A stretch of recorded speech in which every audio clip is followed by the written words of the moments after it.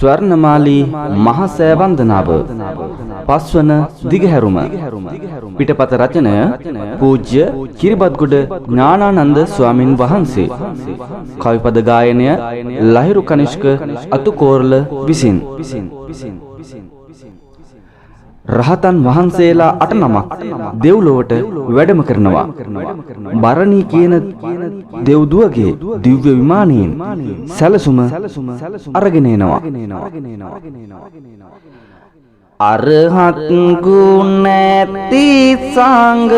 රුවනද රැස් වෙනවා. රහතුන් 8 නමක් ගමනට එක් වෙනවා. ඇතින් දෙව්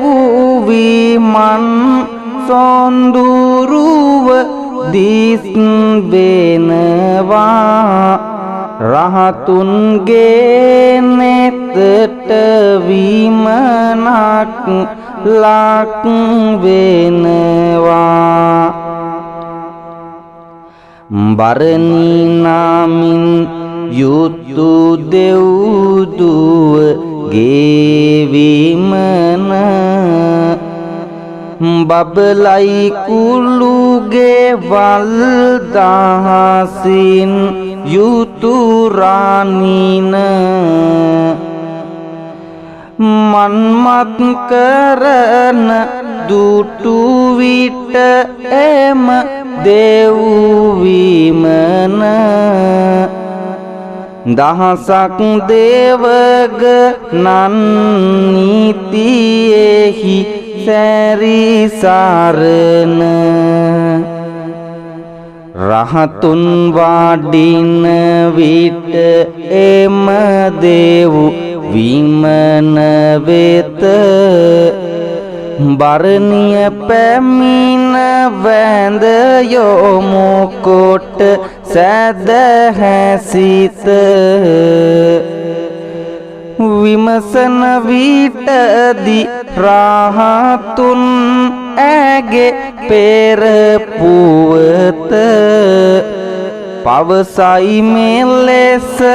මතු කොට පෙර පිනකවත පින්වත් හිමිවරුනි මේ කප තුන්වෙනිව කස්සප බුදු සමින්දු වැඩ සිටි සැක නැතිව පතුරන විට දිසාද හම්බුදු බාල ඇතිව හැසිරුනි පින් ඇති ආය බුදු දහමට නතුව විසුවාදාසියක් ලෙස මා එහි ඒ කාල වැඩියා සංගරුවන මා සිටි නිවස තුල සකසා පිරිසිදුව දන් පැන් පිසින කල වැඩුවා බුදු ගුණ මහිමියනි මම ඒ කාල පන්තිල් සූරැක තුන් සරණය මූලට තබා දන් පැන් පිසින විට වෙහෙසට පාසු නොලබා සංසුන් සිතින් සිට සූදනන් ඇසුර ලබා දැන් මම සැප විඳිමි මේ දෙව් විමන ලබා අනුමෝදන්ව අරහත් මුනි වරුන් එය මනුලොවගෙන යන්න සැලසුම වෙතට මෙය නව මහලකින් බාබලන දෙව් දුවගගේ ඇන්දාරහත් මුනිවරු සාලු පටක එය ගෞතම සාසුන වෙත ආපමන සැදැහැ ඇති රහතුන්ගෙන් ලබා ඒ සාලු පටරු ඇති නිරිඳුන් ගෑමුණු තානවානව මහල් ඇති ලෝවා මහපාය පිදුවා වඩන රුති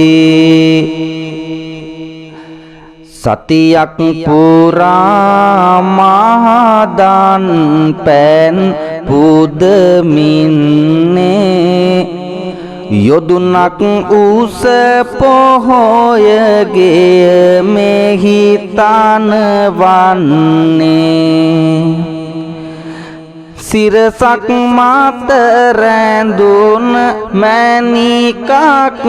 විලසින්නේ සතුටක් ලබන රාජ්‍යමේ බිමටයි එන්නේ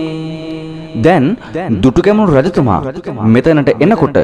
දේවානම් පියතිස්ස රජතුමා කරවපු ගල් කණුව දකින්නට ලැබෙනවා. ගල් කුළුණක තිබෙන සාටහන දැක ගන්නේ සිල් කඳ මිහිඳු මාහිමි බාස සිහිවන්නේ මල්පිදු මහාසෑ ඉදිවන තැන දන්නේ මල්මිටි රැගෙන රජු බෝමාලු වට යන්නේ සිලිසිලි පත් දිලෙන බෝසාමි දුන්ගාවා සියපත් උපුල් පුදමින් සොඳ පැන්නහවා ගණරන් පුරා ආතුරා බෝ හිමිගාවා නිරිඳුන් වැඳ වැටි බැති බාර සිත පෑවා මහසෑ පිහිටුවන මෙතැනට රාජු එනවා ඒ මැද තිබෙන කුළුණ ඉවතට ගෙන යනවා එනමුදු ඒක රුකක් මේ බිම තනි වෙනවා රජු හට එය ඉවත් කෙරුමට බැරි වෙනවා නිරිඳුන් රහත් සංගරුවනට වන්දිමින්නේ සෑබිම ඇති තෙලිඹුරුක ගැන විමසන්නේ ඒරන් තෙලඹු රුක බාදාවක් වන්නේ හිමියනි එය කපන්නට බැරි බව දන්නේ රහතුන් මේ සෑ බිමට වාඩිනවා තෙලඹුරුකින් එලි යක් විහිදෙනවා දෙව් විමනක් ඒ තුල මාතු වෙනවා දෙව්දුව රහතුන් වෙත පැමිණෙනවා දෙව්දුව රහතුන් වෙත පැමිණෙනවා මේ සෑමලුවේ මෙතන තිබුණා විශාල තෙලුඹු රුකක්. ඒ රන් තෙලුඹු රුකේ වැඩ සිටි දෙව්දුව නිසා ඒ තෙලුඹු රුක කපන්නට බැරි වී යනවා. රහතන් වහන්සේලා පැමිණි විට දෙව්දුව රහතන් වහන්සේලා සමග මෙන්න මෙහෙම කියනවා. තෙලඹු රුකින් බැස රහතුන් කාවා ස්වර්ණමාලි නම් දෙව්දුව ආවා රහතුන් පාවැඳ හඬ හඬ කීවා රුක සිඳුමට නම් බැරි බව කීවා රහතුන් දෙව්දුව සනසාලන්නේ වෙන විමනක් සොයලා ලැබ දෙන්නේ සතුටින් යුතු ඇය එය පිළිගන්නේ රහතුන් හට යාලී මෙය පවසන්නේ ස්වර්ණ ගුණති සමිඳුනි මෙය අසලා ස්වර්ණ වර්ණ බුදු ගුණ කැටි කරලා ස්වර්ණමාලී යාන මගේ නම තබලා ස්වර්ණමාලී සෑ කළ මැන සිතලා ස්වර්ණ වර්ණ බුදු ගුණ කැටි වෙන්නේ ස්වර්ණ ගුණ ඇති රහතුන් වඩිමින්නේ ස්වර්ණමාලී යාන නම තබමින්නේ ස්වර්ණමාලී මහා සෑය තනන්නේ අසනු මැනව මෙය ස්වර්ණමාලියේ ආවෙමු අපි මෙහි ස්වර්ණමාලියේ වඳිමු මුනිඳු ගුණ ස්වර්ණමාලියේ වඳිමු සෑය අපි ස්වර්ණමාලියේ දුටුගැමුණු රජතුමා මාලිගාවට ගිහිල්ලා සුදු සේසත යට සැතපී කල්පනා කරනවා 120 විසිරියන් උස ස්තූපය හදන්නේ කොහොමද කියලා. ගැමුණු නිරිඳු බුදු ගුණ සීත මින්නේ සිනිඳු සුමුදු යහනේ සැත පෙන්නේ මුනිදා ගැබ තැනෝමට සීත මින්නේ සුදුසේ සත යාට රජු සැත පෙන්නේ ගෞතම අපේ මුනි ධාතුනි දන් කොට ලෝතුරු සෑයක් අහසේ මතු කොට රැස් විහිදෙන කොට මුදුනේ සවි කොට සෑය සදන්නට පින ඇත මාට අය බදු කිසිවක් අය නොකරන්ටයි කිසිවෙකු හට පීඩා නොකරන්ටයි සියලු දෙනට සෑම සෙත සලසන්ටයි දෙවියන්ගෙන් මාට උදව් ලැබෙන්ටයි දෙවියන්ගෙන් මාට උදව් ලැබෙන්ටයි සිතනා විට රාජු මෙලෙසින්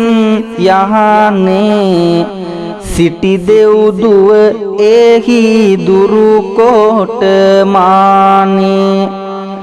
සෑය කරන නිරිඳුට දෙන සහනේ දෙව්දුව වැඩියා විමනක් ගානේ අසනු මැනවී පින් ඇති දේවීවරුනේ ගැමුණු නිරිඳු කර නාපින වරුනේ ගෞතම සසුනම බබලන කරුණේ දෙනු මැන සහයෝගය දේවීවරුනේ දෙව්දුවගේ බාස සැමට ඇසෙනවා දෙව්විමනෙන් වීම නටනාද දෙනවා සක් දෙවිඳුට මේ බව සැලවෙනවා ගෞතම මුනිඳුගේ බස සිහි වෙනවා ගෞතම මුනිඳුගේ බස සිහි වෙනවා සක් දෙවිඳුන් දේවු සබයට එන්නේ දෙව් පිරිසට බුදු ගුණ පවසන්නේ ලක්දිව ගෞතම සසුන දීලෙන්නේ දැන් අප සැම ඒකියා යුතු වන්නේ විස්කම් දෙව් පුත් සිත සතුටින්නේ සක් දෙවිඳුන් හාට අවනත වන්නේ දෙව් පිරිසක් සමගින් එක් වන්නේ සෑය සදනලක් දිවට වඩින්නේ සෑය තනනලක් දිවට වඩින්නේ